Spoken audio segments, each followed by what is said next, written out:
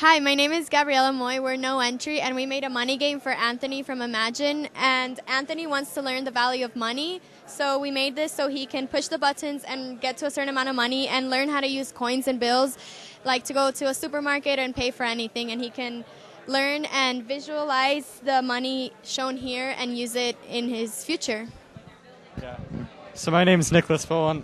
Basically how it works is we have a top screen here and a monetary value is displayed on the top screen. And then you push the buttons, the 7 buttons here, that correspond to either a bill or a coin to reach the value on the top screen.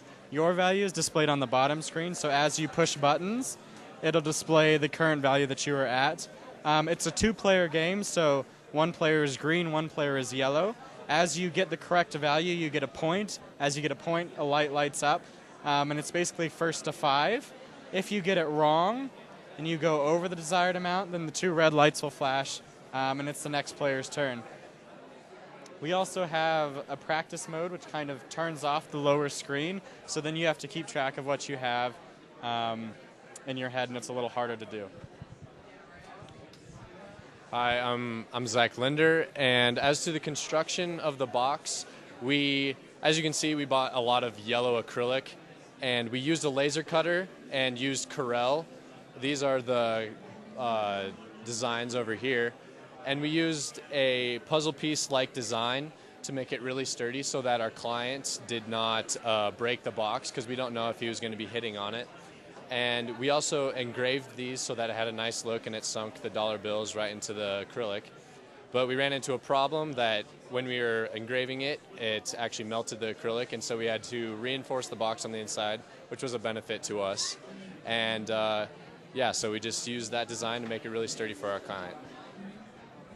Hi, my name's Milica Natrush, and as for the inside, we have one Arduino in here, and then we have 2 printed circuit boards, so that helps keep the wires nice and connected and organized inside the box. And yeah, so that's the inside of all our wiring.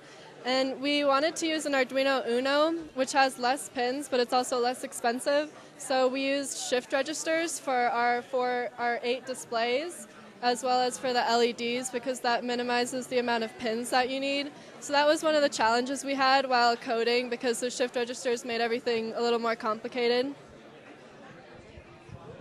I'm Daniela Mendez, and pretty much what I wanted to talk about were the buttons. Since we didn't have enough pins to actually keep it in the Arduino Uno, we used the analog 0 in order for it to read the resistant values on each one of the buttons. That way we only used 1 pin for it, and each one of the resistant values is actually from 10k ohms all the way to 60k ohms. That way, if it's a certain value between this number and this number, it's going to say, oh, it's a penny, press penny. If it's a nickel, it's a nickel.